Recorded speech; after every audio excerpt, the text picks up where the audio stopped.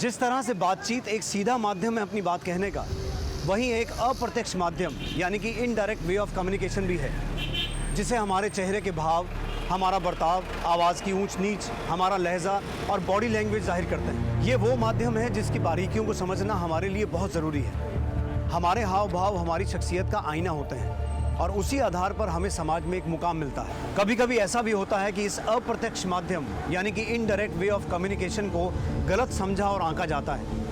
कही गई सीधी बात और इशारे का लोग गलत मतलब निकाल लेते हैं और यही बात कई बार बहुत हानिकारक भी साबित होती है।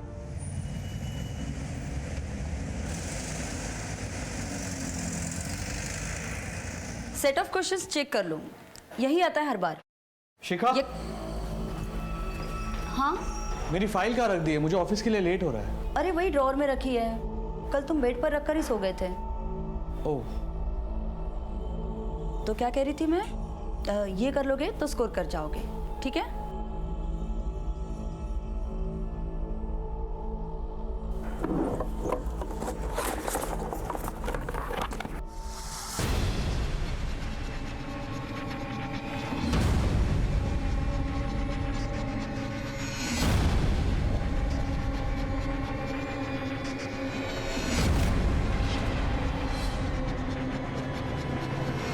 मिली फाइल? अब हाँ,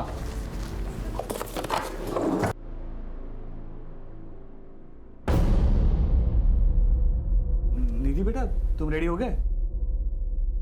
चलो चलो चलो चलो।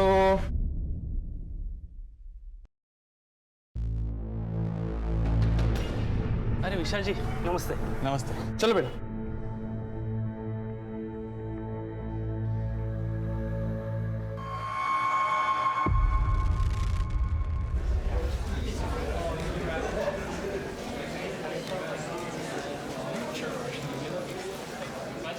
हाय रोहन। हाय निधि, साथ में क्लास चले? ओके। क्यों झगड़ा किया तुमने? बोल क्यों नहीं रहे हो? बोल रोहन, क्या हुआ था? इसने तुझे क्यों मारा था? आप ही के बेटे ने कुछ किया होगा। नहीं, हमारी बेटी ऐसा कर ही नहीं सकती। ऐसे स्कूल में पढ़ाए हम अपनी बच्ची को। रिलैक्स, क्या बातें कर रहे हैं आप? चुप करिए आप। आपकी बेटी जैसी लड़कियां ही पूरे स्कूल का नाम खराब करती हैं। आपकी बेटी जैसी मतलब? नहीं मतलब हम कुछ बोल नहीं रहे, इसका मतलब ये नहीं कि आप कुछ भी बोलोगे। यही सिखा रहे हो अपनी बेटी को जो ऐसे स्कूल में मारपीट करती है? हाँ सिखा रहा हूँ, क्या कर लोगे तुम? अरे अरे कैसी बातें कर रहे हैं आप लोग, शांत रहिए जरा। बोल करेगी फिर ऐसा तू? अरे जाने दीजिए ना, बच्ची है, हो गई गलती, धीरे धीरे आ जाएगी उसे भी समझ। ये सब तुम्हारा ही किया धरा है जो इतना बिगड़ गई है। अभी 10 साल की है तो ये हाल है, बड़ी हो जाएगी तो पता नहीं कहाँ मुंह काला करवा देगी, तब पछताती रहना तुम।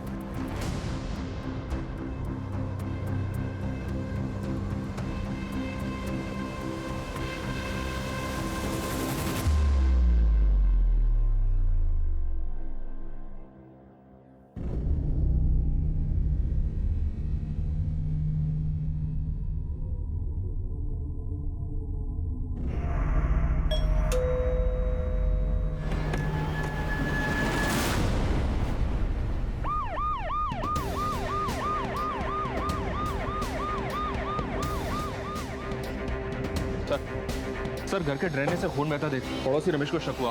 वो घर के अंदर आया तो दरवाजा खुला हुआ था। सर घर में कहीं भी फोर्स्ड एंट्री के निशान नहीं मिले और ना ही आसपास किसी ने किसी को आते जाते हुए देखा है। विक्टिम शिखा का मर्डर यहीं हॉल में किया गया। शिखा की 10 साल की बेटी निधि, प्रोबेबली उसने अपनी माँ का मर्डर होते हुए देख लिया था, इसलिए वो बाथरूम में जाकर छुप गई होगी।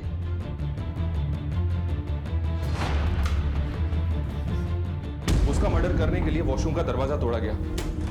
हत्यारे ने दरवाजा तोड़ा और अंदर गए और उसको भी मार दिया। लेकिन सर इंटरेस्टिंग बात यह है कि मरने से पहले लड़की ने अपने खून से दीवार पर यह नाम लिखा, बिट्टू। इसका मतलब है इस बिट्टू का कोई ना कोई कनेक्शन तो है इन मर्डर से। या तो ये बिट्टू किलर है जिसके बारे में निधि हमें बताना चाहती थी, या फिर बिट्टू इन मर्डर्स के बारे में कुछ ना कुछ तो जानता है। घर से कुछ चोरी हुआ?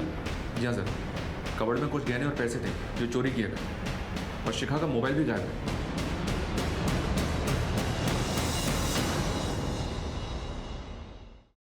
सर बिट्टू के बारे में विशाल ही बता सकता है और उसका हाल आप देख ही रहे। ऐसा कौन हो सकता है जिसे शिखा पहचानती हो, जो घर में आता जाता हो, जिसे आप भी जानते हो? सर शिखा यहीं अगले कमरे में बच्चों को ट्यूशन देती थी, वही बच्चे आते थे घर में, और बस इससे ज़्यादा कोई और नहीं आता था जिसके बारे में आपको कुछ बता सकूं। मनीष सर इस एरिया में जितने भी बिट्टू नाम के लोग हैं सबको राउंड अप करो और ये पता लगाओ कि इनकी फैमिली में बिट्टू नाम का कोई आदमी है क्या। और जो बच्चे यहाँ पढ़ने आते हैं उनकी भी डिटेल्स चेक करो, कहीं उनमें से कोई बिट्टू तो नहीं। जी सर। मनीष ये जो लड़की है निधि, इसके स्कूल में भी पता करो वहाँ कोई बिट्टू नाम का लड़का है क्या। शिखा का मोबाइल ट्रैकिंग पे डलवाओ और ज्वेलरी के लिए अलर्ट भेजो। जी सर।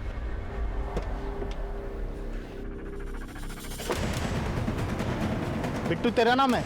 नहीं सर, बिट्टू और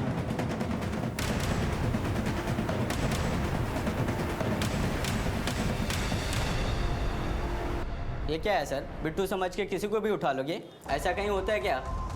देखो अभी हम सिर्फ इंक्वायरी करें, एक बार तहकीकात पूरी हो जाएगी ना, उसके बाद तुम सबको छोड़ दिया जाएगा। समझ में आया? जब आपकी बीवी का मर्डर हुआ था उस वक्त आप कहाँ थे? मैं तो ऑफिस में ही था। देखिए विशाल जी, हमें आपके घर में किसी भी फोर्स एंट्री के निशान नहीं मिले हैं। अब ये जो भी आदमी था बिट्टू, उसे या तो आपकी बेटी जानती थी या आपकी बीवी शिखा, जिन्होंने उसे अंदर आने दिया। और आपकी बेटी ने भी अपने खून से बिट्टू लिखा था वॉशरूम में। ये बिट्टू है कौन? सर अगर मुझे पता होता ना तो अभी तक वो जिंदा नहीं होता। याद करने की कोशिश कीजिए, कभी आपके घर में आपकी बेटी ने या आपकी बीवी ने बिट्टू नाम के किसी आदमी का जिक्र किया हो? नहीं सर, मुझे याद नहीं है। आपकी आखिरी बार कब बात हुई थी अपनी बीवी से? सर उसी दिन दोपहर को। अरे निधि की छुट्टी 2 बजे तक हो जाती है, आ जाएगी थोड़ी देर में। वैसे तुम क्या कर रहे हो? कुछ नहीं, आज मुझे भी ऑफिस में थोड़ा काम है, आते आते लेट हो जाएगा, 6-7 बज जाएंगे। कुछ सामान लाना है? नहीं कुछ नहीं लाना है। ठीक है। फोन आपने किया था या शिखा ने? सर शिखा ने ही किया था। कुछ काम था उसे आपसे? नहीं सर, ऐसे ही किया था। फिर 2 घंटे के बाद रमेश का फोन आया और उसने बताया कि घर पे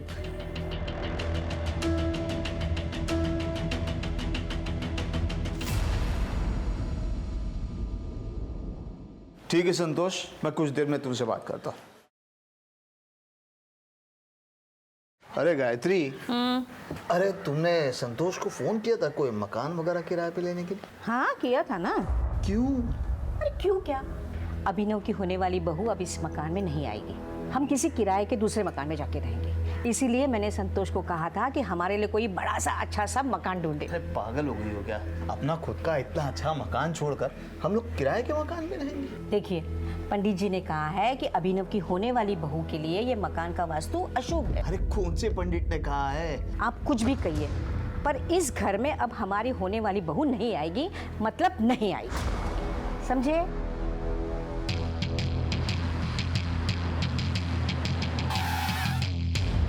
मर्डर स्पॉट पर ये लिखा था।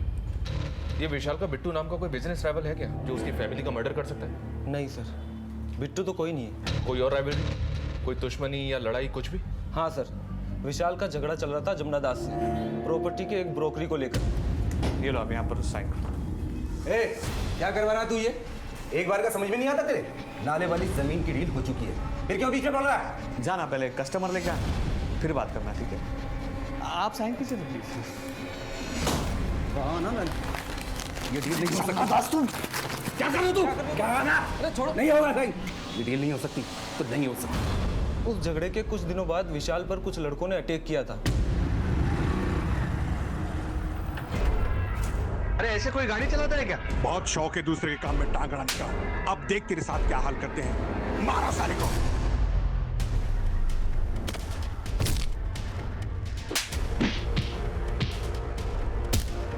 ए, छोड़ो उसे, पुलिस को बुलाओ कोई। ए,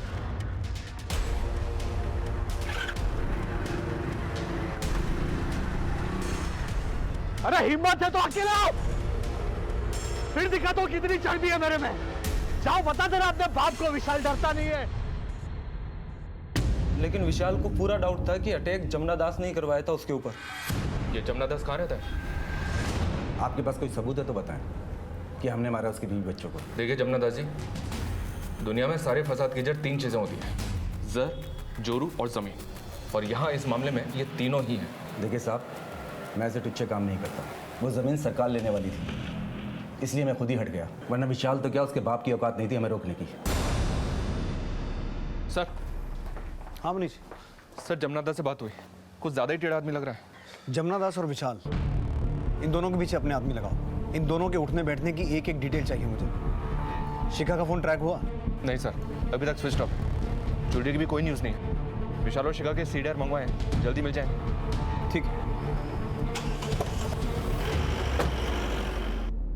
हर केस की एक कहानी होती है, लेकिन इस केस में 2 हत्याएं हो चुकी थी, पर कहानी अभी तक साफ नहीं हुई थी। एक आम सी जिंदगी में दिन दहाड़े घर में घुसकर हत्या और लूट का मामला तूल पकड़ रहा था। पुलिस पर हमेशा इस बात का दबाव रहता है कि वो हर एक केस को जल्द से जल्द निपटाएं। ये मामला काफी पेचीदा था और इनिशियल इन्वेस्टिगेशन में हमारे हाथ कुछ भी नहीं लगा था, इसलिए हम एक एक लीड को टटोलते हुए आगे बढ़ रहे थे।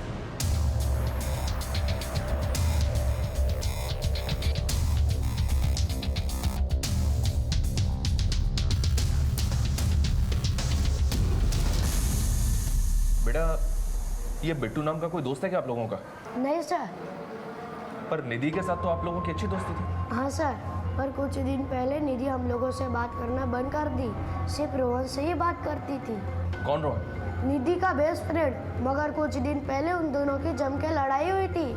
प्रिंसिपल टीचर ने उनके पेरेंट्स को बुलाया था स्कूल में और कंप्लेंट भी की। ठीक है बेटा, तुम जाओ। रोहन बेटा, उस दिन जो भी हुआ था हमें सब बताओ। हम प्रॉमिस करते हैं किसी को कुछ नहीं बताएंगे। निधि तुम्हारी बेस्ट फ्रेंड थी ना, उसके साथ ना कुछ लोगों ने बहुत बुरा किया है। अब उन लोगों को पकड़ने में तुम्हें हमारी मदद करनी होगी। करोगे ना?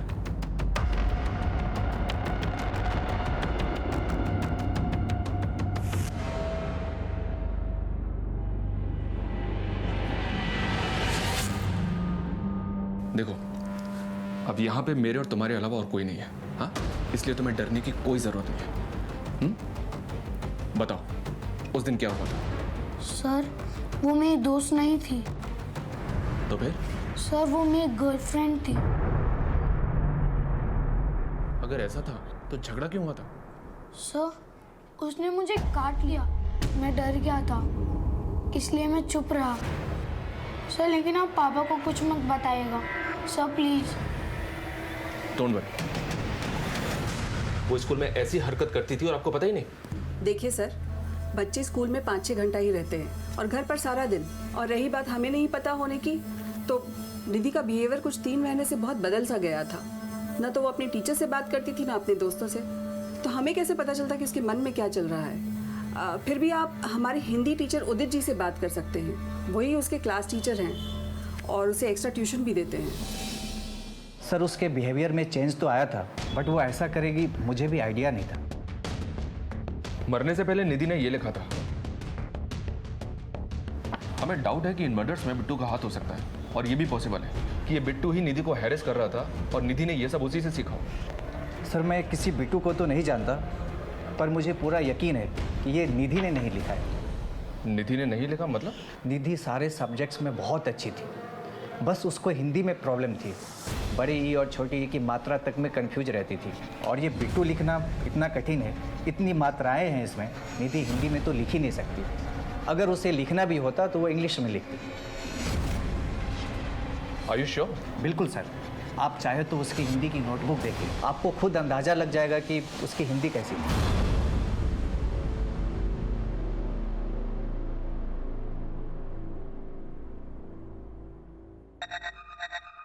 मेरा अभिनव कितना खुशकिस्मत है कि उसे तुम्हारे जैसी खूबसूरत बीवी मिल रही है। अच्छा है ना कान के?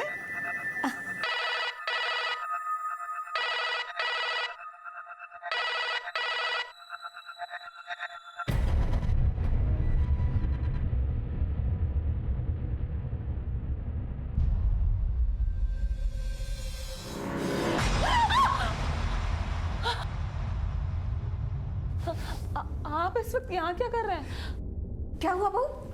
अरे कुछ नहीं माँ, मैं पीछे से आ गया था तो घबरा गई, इसलिए चीख पड़ी। और क्या?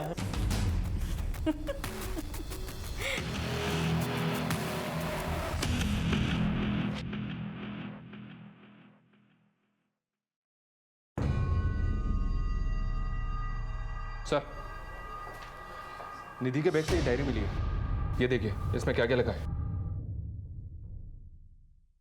दो लोग एक साथ रहते हैं, प्यार करते हैं, अगर सब ऐसे ही रहें तो कितना अच्छा हो लाइफ में, बट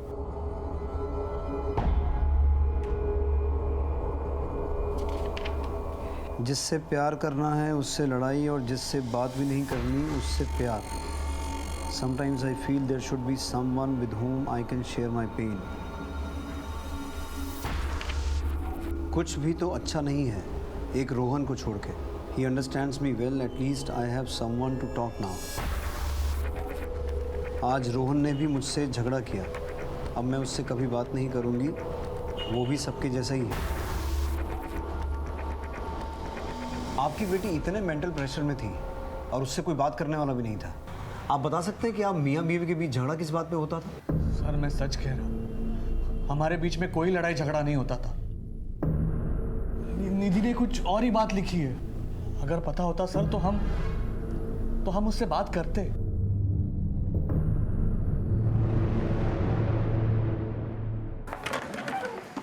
निधि की हिंदी की नोटबुक से ये तो साबित हो गया कि बिट्टू पुलिस की इन्वेस्टिगेशन को दूसरी दिशा में मोड़ने के लिए लिखा गया था। लेकिन क्या हुआ सर? क्या सोच रहे हैं? समझने की कोशिश कर रहा हूं कि मैं सही हूं या गलत। मतलब मनीष, उस घर में सब कुछ 2 बजे के आसपास ही हुआ। निधि स्कूल से घर आई, मर्डरर घर आया, मर्डर और लूट करके वहां से चला गया। शिखा ने विशाल को फोन भी लगभग 2 बजे के आसपास ही किया, वो भी बिना किसी कारण के। कहीं ऐसा तो नहीं कि शिखा जानती थी कि बिट्टू घर आने वाला है और वो ये नहीं चाहती थी कि विशाल और बिट्टू आपस में मिलें, इसलिए उसने विशाल को फोन किया कि वो घर कब आने वाला है। और ये विशाल भी अपने परिवार के बारे में बहुत कुछ छुपा रहा है। मुझे लगता है विशाल और शिखा के रिलेशन में कुछ तो एबनॉर्मल है, जिसके बारे में निधि जानती थी और निधि उस बात को लेकर परेशान भी थी। सोचने वाली बात यह भी है सर कि अभी तक की इन्वेस्टिगेशन में हमने जितने भी लोगों से बात की है, किसी ने भी इस बिट्टू नाम के आदमी को नहीं पहचाना। सर कहीं ऐसा तो नहीं कि कातिल ने खुद ये बिट्टू नाम लिख दिया पुलिस को गुमराह करने के लिए, ताकि हम उसे ढूंढते रहें और वो खुद सेफ हो जाए? हो सकता है मनीष, और हो ये भी सकता है कि कातिल ने हमें चुनौती दी हो उसे पकड़ने की, या फिर ये बिट्टू नाम का आदमी सच में एग्जिस्ट करता है जिसका नाम कातिल ने जानबूझ के वहां लिखा ताकि वो फंस जाए। मनीष, इस परिवार के बारे में और गहराई में पता करो, शायद बिट्टू नाम के किसी आदमी का कुछ सुराग मिले। सर वैसे तो घर में छोटे मोटे झगड़े होते रहते थे, पर कोई 1 महीना पहले विशाल का शिखा से बहुत झगड़ा हुआ था किसी आदमी को लेकर।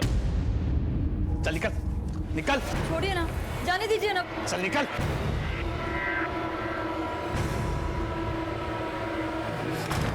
सर कौन था, क्यों झगड़ा हुआ था, ये तो मुझे नहीं मालूम। वो आदमी इस मोहल्ले में न पहले दिखा था और ना ही बाद में दिखा।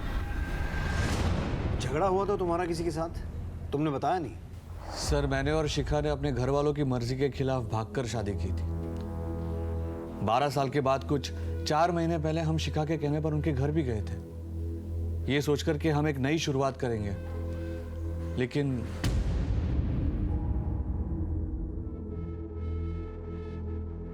पुरानी सारी बातें भूल जाइए ना पापा। अब तो आपके नातिन भी आपसे मिलने की जिद करती है। पूछो नाना की। जब बेटी ही मर गई तो नवासी कैसी? तुम लोगों ने यहाँ आने की हिम्मत कैसे की? चले जाओ यहाँ से और दोबारा यहाँ कदम रखने की कोशिश भी मत करना। पापा प्लीज, निधि नाम रखा है इसका, कम से कम इसके लिए। शिखा, ये सब क्या ड्रामा है? निकलो यहाँ से, विशाल लेकर जाओ इसे, अगर नहीं गए तो देख लेना। देख लेना मतलब?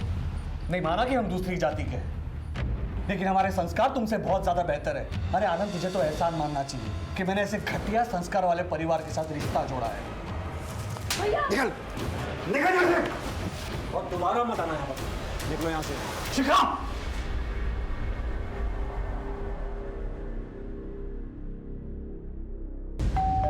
शिखा जरा देखो कौन है।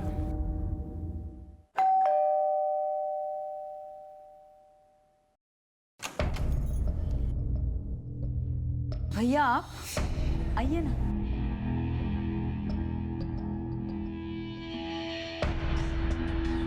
यहाँ क्या कर रहे हो तुम? अपनी बहन से मिलने आया हूँ। लेकिन ये मेरा घर है, तुम्हारे बाप का घर नहीं है। ये क्या कह रहे हो तुम? भैया सारी पुरानी बातें भुलाकर आए हैं। शिखा, तुम्हारे लिए वो बातें होंगी, लेकिन मेरे लिए वो मेरे माता पिता का, मेरी जाति का अपमान था, और वो मैं कभी नहीं भूल सकता। इससे पहले कि मैं कुछ कर बैठूं, निकलो यहाँ से, चलो। तेवर अभी तक बदले नहीं हैं, वहीं के वहीं हैं गिरे हुए। देखो, मैं अपनी बहन से मिलने भी आऊँगा और उसे साथ घर भी लेके जाऊँगा। देखते हैं तू क्या कर लेगा। और तुझे क्या लगता है, तो शिखा से मुझे दूर कर देगा? चलो निकलो यहाँ से, चल निकल, निकल। छोड़िए ना, जाने दीजिए ना। चल।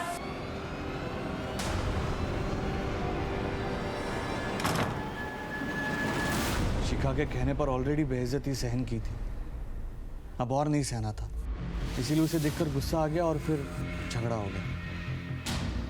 लेकिन इतना कुछ हो गया, फिर भी ये बात तुमने हमें बताई नहीं। बाथरूम में बिट्टू पड़ने के बाद उनकी तरफ कभी ध्यान ही नहीं गया। गुस्से में हो गई थी मारपीट। हम तो बाबूजी को मिलवाना चाहते थे, लेकिन शिखा से मिलने के बाद बाबूजी को गुस्सा आ गया। वो जैसी भी थी मेरी बहन थी सर। ये झूठ बोल रहा है सर। इसके पिता मनोहर शर्मा की सारी प्रॉपर्टी इसके नाम पर है। ये देख, सबूत है हमारे पास।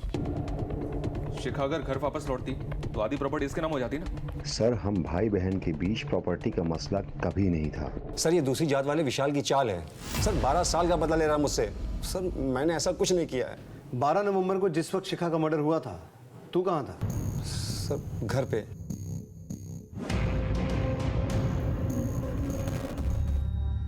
सर, निधि और शिखा की पोस्टमार्टम रिपोर्ट आ गई है।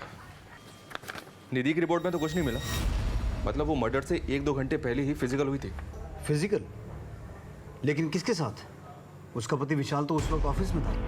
सर, शायद आपका अंदाजा बिल्कुल सही था। शिखा का जिसके साथ अफेयर होगा वो शिखा से मिलने आया होगा, सेक्स किया, उसके बाद मर्डर किया और फिर पुलिस को धोखा देने के लिए वॉशरूम की दीवार पे उसने ये नाम लिख दिया, बिट्टू।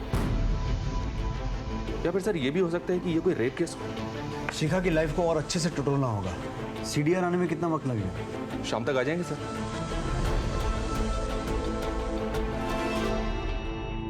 शांति, देखो कितनी अच्छी ड्रेस है ना। हाँ माँ जी। और ये देख, मैंने अपने होने वाली बहू के लिए क्या लिया है। ये झुमकी कितनी सुंदर है माँ जी। है ना, पहली बार जब अपने घर पे आएगी ना वो, तब मैं उसे पहनाऊंगी। कितना प्यारा है ना। जी बाबू जी। जरा पानी लेके आना पीने। जी बहुत प्यारे हैं। गायत्री, दिमाग खराब हो गया तुम्हारा? अरे शादी का घर है, घर में पैसे हैं, गहने हैं, और तुम ये दुकान से जाकर बैठी हो नौकरों के सामने। आप है ना, रेखा का टेंशन ले। आपसे तो बात करना ही बेकार है।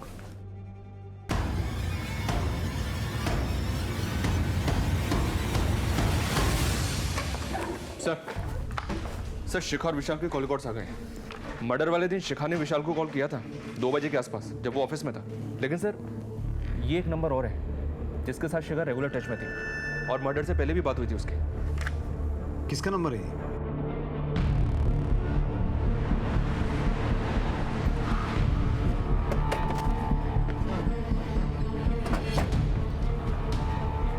अश्विन, शिखा के साथ बहुत बातें होती थी तेरी।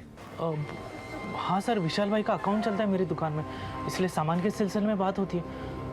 क्या हुआ? ठीक है, थाने चल, हमें भी तुझसे कुछ बात करनी है। सर क्यों? सर क्या हुआ? बोल, बोल, बोल। बहुत डीट बंदा है सर, इतना तोड़ो लेकिन अपना मुंह खोलने के लिए तैयार नहीं। अरे तो इतनी मेहनत करने की जरूरत क्या है? ये लो, ब्लड सैंपल लो और डीएनए मैचिंग के लिए भेज दो। अगर ये उस दिन फिजिकल नहीं हुआ था तो पता चल जाएगा, और अगर ये झूठ बोल रहा है तो फिर अपनी हालत का जिम्मेदार खुद होगा।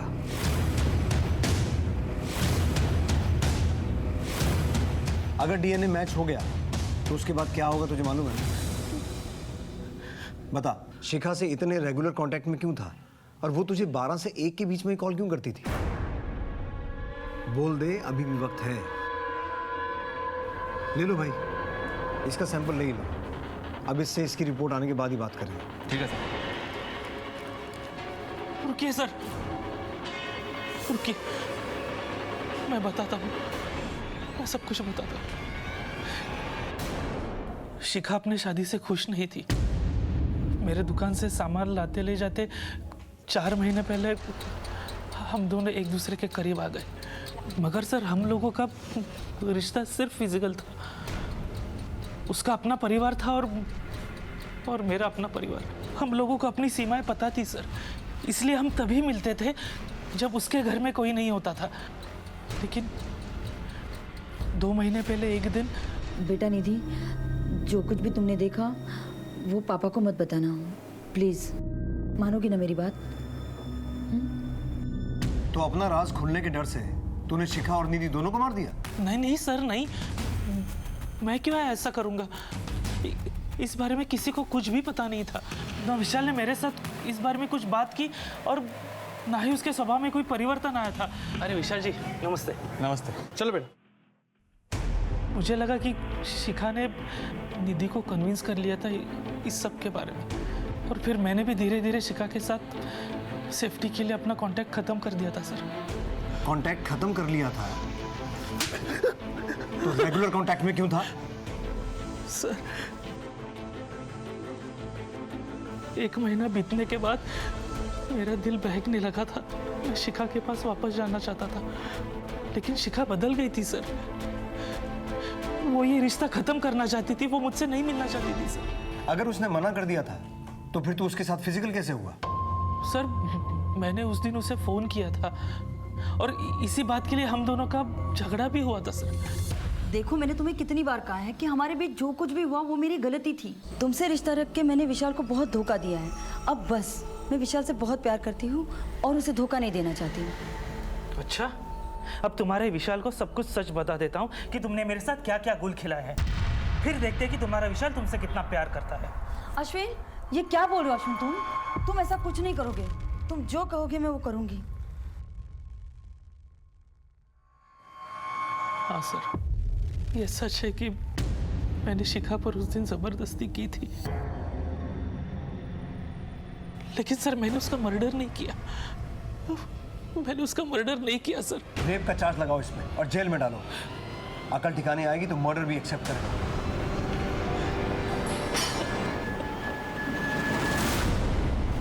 सर अश्विन की दुकान के सीसीटीवी फुटेज में शिखा के मर्डर के वक्त तकरीबन 2:30 बजे अश्विन अपनी दुकान में ही मौजूद था। लेकिन सर इस विशाल के बारे में एक इंटरेस्टिंग बात पता चली है। क्या? ये देखिए सर, तकरीबन 3 महीने पहले पूरी फैमिली का 50 लाख रुपए का जॉइंट बीमा निकलवाया गया, और अब शिखा और निधि की मौत के बाद ये विशाल ही इस पॉलिसी का सोल बेनिफिशियरी है। मतलब विशाल के लिए फायदे का सौदा रहा ये डबल मर्डर। मनीष, कहीं ऐसा तो नहीं कि विशाल को शिखा और अश्विन के अफेयर के बारे में पता चल चुका था, इसलिए पहले उसने इंश्योरेंस करवाया और फिर शिखा और निधि को मारकर अब पैसा निकालना चाहता हो? मनीष, एक काम करो, विशाल के माँ बाप के घर जाओ और पता करो कि आखिर माजरा क्या है। शिखा के घर वाले तो नाराज थे इसलिए वो सामने नहीं आए, लेकिन इसके घर से अभी तक कोई क्यों नहीं आया? जी सर।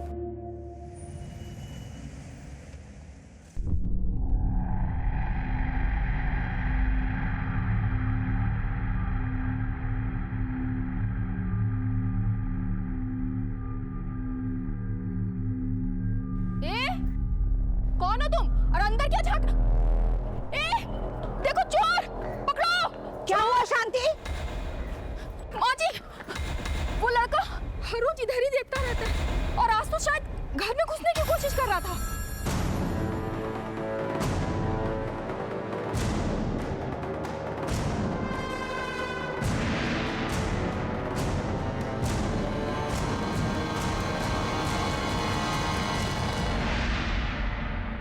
जी अनीता जी, बताइए क्या संबंध है आपके विशाल से? है नहीं, थे। शादी होने वाली थी हमारी विशाल के साथ, लेकिन एन मौके पे वो मेरी दोस्त शिखा के साथ भाग गया। डोली नहीं उठी हमारी मंडप से और इतनी बेइज्जती हुई कि आज तक शादी नहीं हुई हमारी। मेरी अपनी दोस्त ने मेरी जिंदगी खराब कर दी। विशाल ने आपको इतना बड़ा धोखा दिया, लेकिन आप फिर भी उससे बातें करती थी फोन पे, वो भी रेगुलर। ये आप ही का नंबर है ना? सर मेरी वजह से अनीता की शादी नहीं हो रही थी। एक दिन वो मुझे रास्ते में मिल गई थी।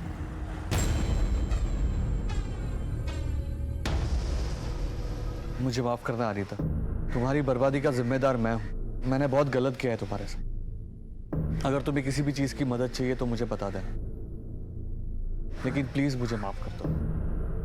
हमदर्दी थी सर अनीता से, और कुछ नहीं। जिससे प्यार करना चाहिए उससे नफरत करते हैं, और जिससे बात भी नहीं करनी चाहिए उससे प्यार। कुछ याद आया? ये तो निधि के डायरी में लिखा था। लेकिन आप ये मुझे क्यों बता रहे हो? इसलिए विशाल की निधि ने ये बात शिखा को लेकर लिखी थी। शिखा तुम्हारे साथ शादी में खुश नहीं थी, इसलिए उसके संबंध अश्विन के साथ हो गए थे। सर बकवास कर रहे हो आप, नाम खराब कर रहे हो आप शिखा का। मैं कोई बकवास नहीं कर रहा हूँ विशाल, अश्विन ने ये बात खुद कबूली है और उसने हमें ये भी बताया है कि निधि ने उसको एक बार शिखा के साथ देख लिया था। इसकी वजह से ही निधि अपने दोस्त रोहन के साथ वो हरकतें कर रही थी। क्या? और ये भी कि निधि की लाइफ में स्ट्रेस तुम्हारे और शिखा के रिलेशन की वजह से है। और एक बात, जिस दिन शिखा की मौत हुई थी उस दिन भी शिखा ने अश्विन के साथ रिलेशन बनाए थे। इतना चौंकने वाली बात नहीं है विशाल, एक अच्छी खबर तुम्हारे लिए भी है। यह है वो इंश्योरेंस पॉलिसी जिसके हिसाब से शिखा और निधि की मौत के बाद तुम्हें 50 लाख रुपए मिलने वाले हैं। ये पॉलिसी तुम्ही ने करवाई थी ना 3 महीने पहले। आप कहना क्या चाहते हो? तुम शिखा के अफेयर के बारे में जानते थे, अब शिखा भी रास्ते से हट गई, पैसा भी मिल गया और बैक एंड पे तो वो अनीता थी ही। सर बात को घुमाने से कुछ हासिल नहीं होगा। सिर्फ कॉल रिकॉर्ड से और इंश्योरेंस की पॉलिसी से आप मुझे कातिल साबित नहीं कर सकते। सही कह रहे हो। तो एक काम करते हैं, तो जब तक हम ये साबित नहीं कर पाते कि तुम कातिल हो, हमारे मेहमान बन के रहो। मनीष अंदर डालो इसे, कुछ दिन अंदर रहेगा, खुद ब खुद बकेगा। सर हमने विशाल को भनक तक नहीं लगने दी अनीता के बारे में, पर दोनों के स्टेटमेंट मैच कर रहे हैं कि उन दोनों के बीच वैसा कोई रिश्ता नहीं था। हो सकता है सर ये बात सच हो। अश्विन का भी तो ये कहना है कि विशाल को पता ही नहीं था शिखा के अफेयर के बारे में, और निधि की डायरी में भी इस बात का कोई जिक्र नहीं है। In a way you are right Manish, लेकिन ये केस बहुत नाजुक है, हम किसी को भी क्लीन चिट नहीं दे सकते। सर इस केस में हर लीड के साथ हम 2 कदम आगे तो बढ़ रहे थे, लेकिन घूम फिर कर डेड एंड पर आ जाते थे। यानी कि इस दोहरे कत्ल के मामले में कोई भी कामयाबी हमारे हाथ नहीं लग पा रही थी, लेकिन अब इस जुर्म की जंजीर में एक कड़ी और जुड़ने को थी।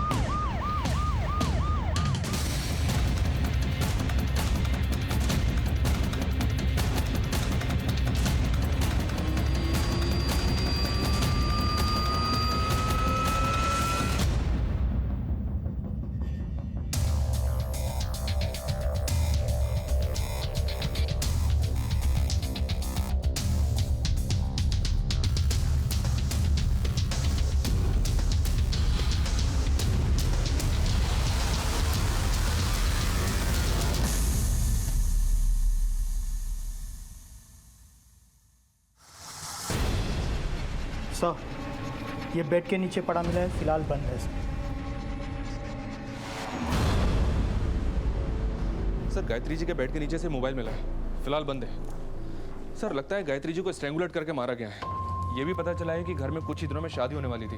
घर से नकदी गहने सब गायब है। घर में कहीं भी फोर्स एंट्री का निशान नहीं है, लेकिन ये सारा मामला लूटपाट का ही लग रहा है। इसका मतलब है किसी को घर की पूरी जानकारी थी, या तो दरवाजा अंदर से खोला गया या फिर किसी मास्टर की का इस्तेमाल हुआ। जी सर, घर के अंदर लूटपाट भी हुई है। हत्यारे ने मर्डर किया और सारा माल लूट के निकल गए। ठीक है मनीष, बॉडी को पोस्टमार्टम के लिए भेजवाओ और सभी पुलिस स्टेशन में हत्या और चोरी हुए गहनों की अपडेट भेजो, और ये पता करवाओ कि उस एरिया में कोई गैंग वैंग तो एक्टिव नहीं है।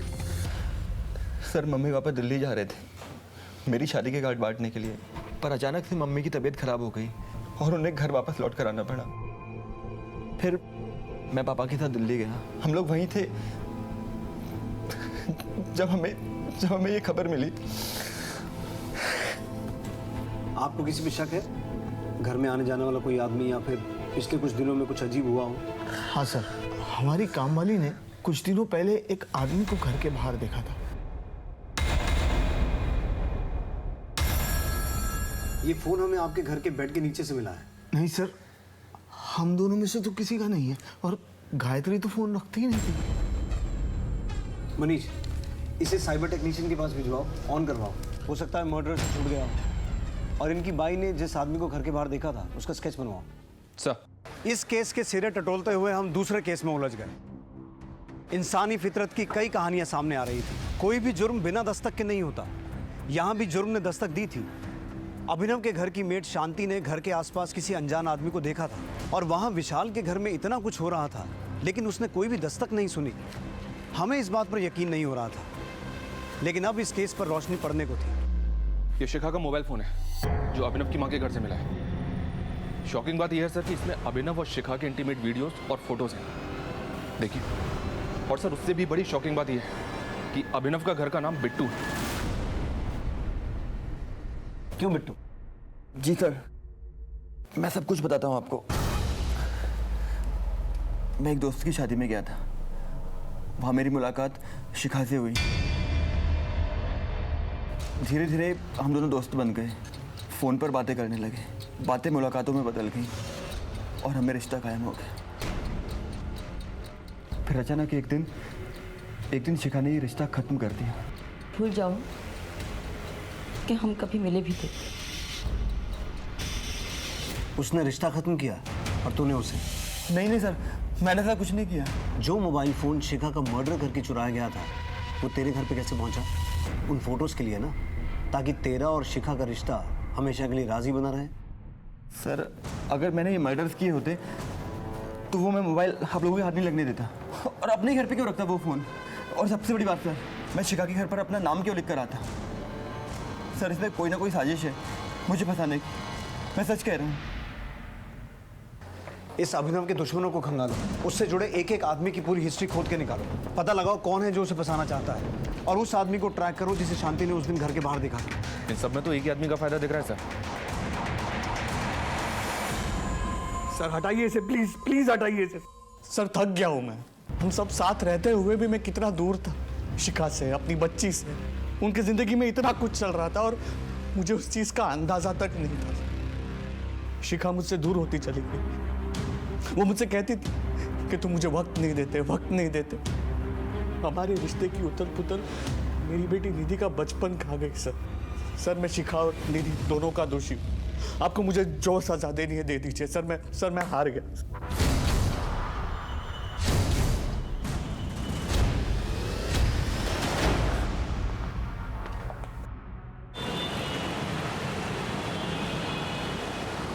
सर, गायत्री की मौत की असली वजह स्ट्रैंगुलेशन नहीं, बल्कि डाइल्यूटेड वर्जन ऑफ साइनाइड है। मौत के बाद गला घोटा गया है। Diluted version of cyanide? ये तो पेस्टिसाइड मैन्युफैक्चरिंग फैक्ट्रीज में इस्तेमाल होता है और इतनी आसानी से किसी आम आदमी के हाथ नहीं आता। मनीष, इस जिले की जितनी भी पेस्टिसाइड मैन्युफैक्चरिंग कंपनीज हैं सबसे संपर्क करो, पूरी इंफॉर्मेशन निकालो।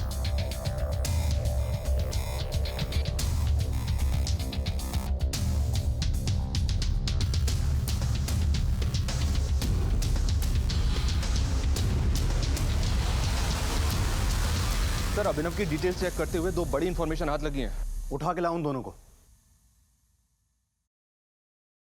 हैरान हो ना ये सोचकर कि हम तुम तक कैसे पहुंच गए? सर, मीरा मेरी दोस्त है और पिछले 3 सालों से साहिल से अफेयर था उसका, लेकिन पता नहीं अभिनव से शादी करने के लिए वो क्यों रेडी हो गई। ये साहिल कौन है? उसका एड्रेस है आपके पास? सर, एड्रेस तो नहीं मालूम, लेकिन हम लोग एक बार लॉन्ग ड्राइव पे घूमने गए थे तो उसकी फोटो है मेरे पास। जब रिलेशन था तब था, अब हम दोनों का ब्रेकअप हो गया है। ब्रेकअप हो गया था तो तुम दोनों की आपस में इतनी बातचीत क्यों हो रही थी? दिन में कम से कम 7-8 बार तो बात होती थी। और आप मिस्टर साहिल सेल्समैन है ना, क्या बेचते हैं? सर, ये मीरा का बॉयफ्रेंड साहिल शहर के आउटर की एक पेस्टिसाइड कंपनी में काम करता है। तो सर, साहिल के लिए डाइल्यूटेड साइनाइड की हेराफेरी करना कोई बहुत मुश्किल काम नहीं होगा। वैसे अभिनव की काम वाली ने क्या खूब पहचाना है साहिल को। सर, मैं और साहिल एक दूसरे से प्यार करते हैं और मेरे पिताजी मेरी शादी कहीं और करवा रहे थे। तो मैं उन्हें मना नहीं कर सकती और घर से भाग भी नहीं सकती। मेरी 2 छोटी छोटी बहनें, मैं उनकी जिंदगी नहीं बर्बाद कर सकती। तो इसमें शिखा और निधि कहाँ से आ गए? शिखा मेरी बचपन की दोस्त थी और अश्विन से उसका अफेयर था, ये बात शिखा ने ही मुझे बताई थी। इसलिए मैंने उसे अपनी दोस्ती की दुहाई देकर अपने प्लान में शामिल कर लिया। शिखा, पापा ने मेरी शादी अभिनव से तय कर दी है। वो लड़का बिल्कुल अच्छा नहीं है। तू बता, मैं तेरे लिए क्या कर सकती हूँ? देख, अश्विन के साथ तो तू सोती ही है ना, अभिनव के साथ भी सो जा और उसके साथ वैसी वाली फोटोग्राफ निकाल ले ताकि मैं पापा को फोटो दिखा के शादी तोड़वा सकूं। शिखा ने अभिनव को फंसा लिया था और फोटोग्राफ भी ले ली थी। उसने मुझे फ़ोन किया कि मैं वो फ़ोटो लेने आ जाऊं। मैं और साहिल उसके घर गए, लेकिन उसके घर जाने के बाद उसका प्लान तो कुछ और ही था। तो समझने की कोशिश कर यार, इन फोटो से उसके परिवार की बदनामी होगी। देख, शादी तोड़ने का कोई दूसरा तरीका भी हो सकता है। ज्यादा लेक्चर देने की जरूरत नहीं है, खुद तो दर्जे के मुंह मारती है और मुझे सीख दे रही है। ये फोन तो मैं लेकर रहूंगी। फोन छोड़ छोड़ फोन, छोड़ फोन, मोबाइल छोड़, मैं कहती हूँ, छोड़ फोन, छोड़। निधि ने हमें शिखा को मारते हुए देख लिया था, इसलिए हमें निधि को भी मारना पड़ा। तभी मेरे दिमाग में एक प्लान आया अभिनव को फंसाने का। तो अभिनव के घर का नाम था, ये पुलिस के लिए भी ऑब्वियस नहीं था। बस ये एक गलती हो गई हमसे, इसीलिए शायद पुलिस अभिनव तक नहीं पहुंच पाई। गायत्री, उसे क्यों मारा? हमें लगा कि शिखा के कॉल रिकॉर्ड से पुलिस अभिनव तक पहुंच जाएगी और ये शादी टूट जाएगी, लेकिन ऐसा नहीं हुआ क्योंकि शिखा अभिनव से इंटरनेट कॉलिंग पर बात करती थी। हम शिखा के फ़ोन को अनलॉक नहीं कर पा रहे थे और शादी की डेट नज़दीक आती जा रही थी। इसीलिए हमने ये प्लान किया कि हम अभिनव को मार के शिखा का मोबाइल उसके घर पे छोड़ देंगे, ताकि किसी को भी फोटोग्राफ देखे तो उसे लगे कि अभिनव ने शिखा को मारा है और इस गिल्ट में उसने खुद की जान दे दी। और साहिल अभिनव के घर पर निगरानी रखने लगा। हमने उसी दिन अभिनव को मारने का प्लान बना लिया था, लेकिन कौन?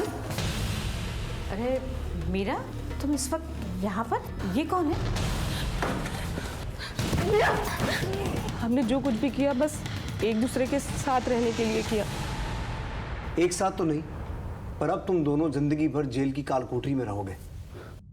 हमारे हाव भाव, हमारे बर्ताव और हमारी बातों का असर हमारे बच्चों पर होता है।